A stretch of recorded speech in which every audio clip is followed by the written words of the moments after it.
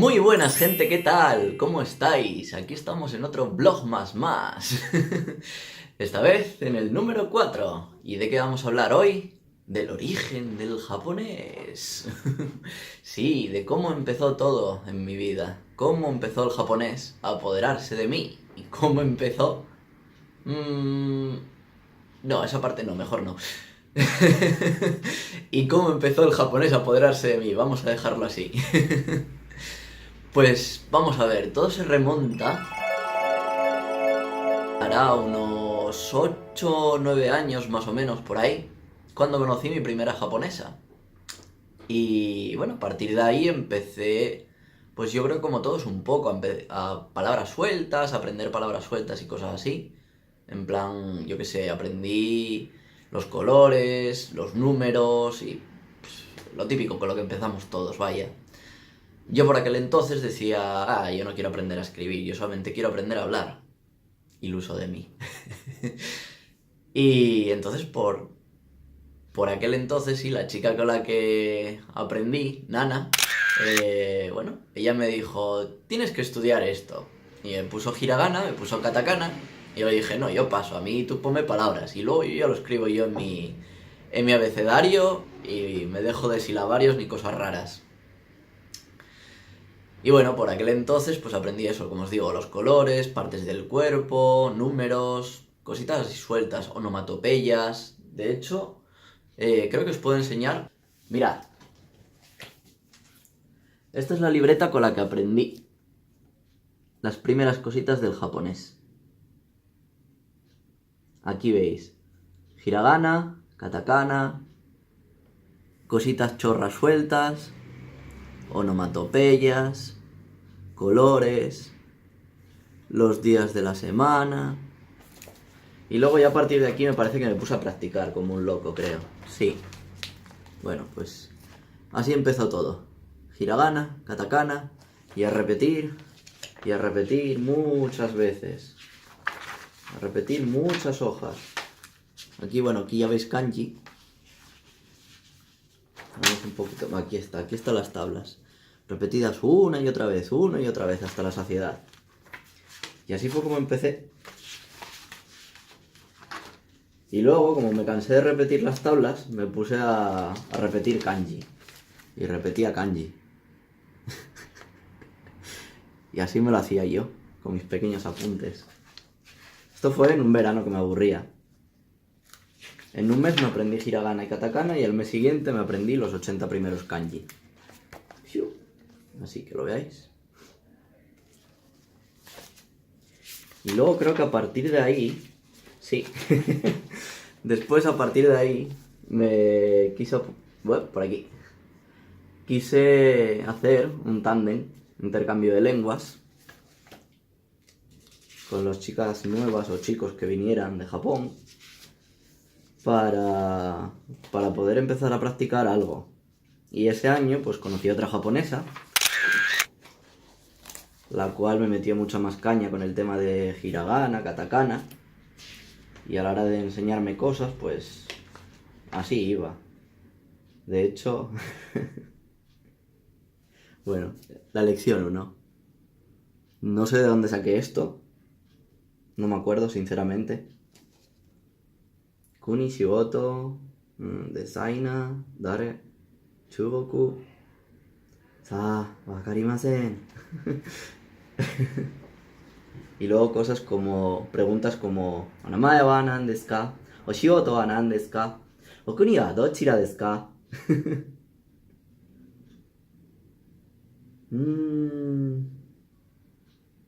Giorgio-san wa shigoto ga nan desu ka? Chanarisu to desu. Madre mía, no sé de dónde será este libro. Creo que es de un libro de gramática gordo de japonés que tenía por aquel entonces.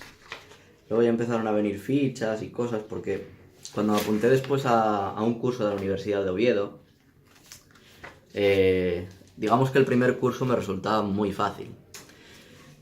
No es por ir de sobrado, pero el primer curso era prácticamente algo que yo ya había estudiado por mi cuenta y no quería volver a estudiar eso, sinceramente. Así que me apunté a primero y a segundo curso a la vez. Vamos a sentarnos para poder seguir contándoos. Ay. Así, focus. Eso, me apunté al primer curso que vi de japonés, lo único que conocía por aquel entonces. Y el primer curso me sabía poco, o sea, estuve mirando el temario y tal, y dije, vale, la mayoría de estas cosas ya las sé, o sea, me falta vocabulario, pero la parte de gramática me la sabía entera. Dije, pues me voy para segundo. Y me fui para segundo todo motivado. El problema en segundo era que la gramática la conocía, pero tenía una ausencia de vocabulario de la leche. Entonces, cada 2 por 3 tenía que coger y preguntarle a mi compañera, oye, ¿y esto qué significa? ¿Esto qué significa? Por aquel entonces no tenía ni diccionario de japonés, ni nada, vaya. No tenía ni libros, fíjate. Y nada, bueno, poco a poco conseguí, durante los 3 primeros meses, me parece que fue, sí, durante los 3 primeros meses conseguí adaptarme al ritmo del segundo curso. Por aquel entonces no era bastante avispado, digamos. En términos de que no tenía mucha idea de vocabulario y tal, no podía hacer muchas frases, sabía la gramática, entendía los ejercicios, pero bueno, por mí mismo no podía hablar prácticamente, era bastante duro. Pero bueno, más o menos como pude lo fui sacando hasta final de curso, donde lo saqué, no sé si recuerdo con más o menos las notas que suelo tener siempre, un 8 así, un 8 y algo debería de tener, no me acuerdo. Y bueno, al año siguiente hice el tercer curso, que se empezó con retraso por unos problemas técnicos ahí en la universidad y tal. Y bueno, al final no acabamos de dar el libro entero, con lo cual tuve que seguir estudiando por mi cuenta antes de presentarme ese año al examen del Noken, Noryu-Kushiken, lo dejaré por aquí, que es el examen oficial de... Esta palabra no existe en español, pero la hemos tomado así de gratis, de proficiencia, que es para medir el nivel, vaya. Viene del inglés de proficiency. Y bueno, el caso, que me presenté al Noken ese año y lo aprobé. La nota no me acuerdo más o menos cuánto era, me parece que era eso, más o menos 7, 8, siempre he sacado más o menos esas notas, la verdad. Y igual que este año, por ejemplo, cuando llegué a Japón y me puse a estudiar, mi media más o menos fue esa, salvo un par de veces que todavía el otro día lo comentaba con un alumno, cuando salía de fiesta o había un puente o algo así, no estudiaba nada. Y todos los kanji se me iban, o sea, ves mis exámenes de kanji y más o menos, pues eso, puedo tener un fallo, 2, más o menos, ¿vale? Pero el día que había salido, el día que había hecho algo de fiesta anteriormente, ese día el examen de kanji estaba suspenso. No fallaba, vaya. Así que estudiad kanji, es muy importante. Y nada, más o menos, pues ese fue mi camino con el japonés. A día de hoy, pues ahí sigue.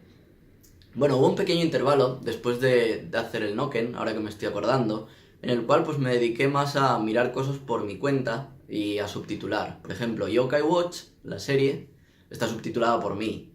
Y la película de Yokai Watch, la primera, también está subtitulada por mí. Así que si os gusta Yokai Watch, dadle a like. Y nada, después de eso fue cuando me fui a Japón, estuve allí estudiando este año 6 meses. Y nada, la verdad es que mejoré muchísimo, sobre todo a la hora de hablar.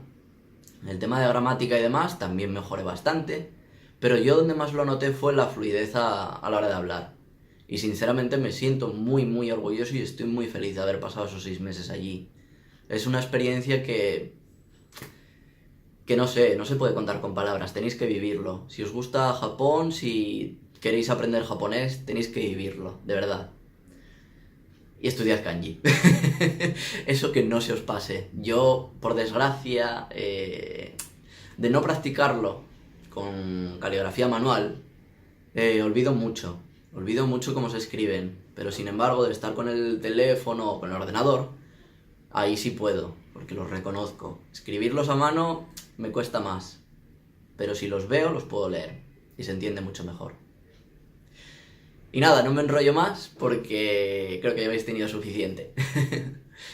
Así que nada, ya sabéis, darle a like, suscribiros, compartirlo y recordad, pasaros por el grupo de WhatsApp, que ya vamos creciendo, ya somos más de 15 personas, me parece que éramos. Y poco a poco, pues vamos a seguir siendo más. Así podemos hablar de un montón de cosas y me podéis preguntar lo que queráis por ahí. Y ya sabéis, si os interesa que hable de cualquier tema en los próximos vlogmas, también dejármelo ahí escrito, ¿vale? Venga, nos vemos en el próximo vídeo. ¡Chao!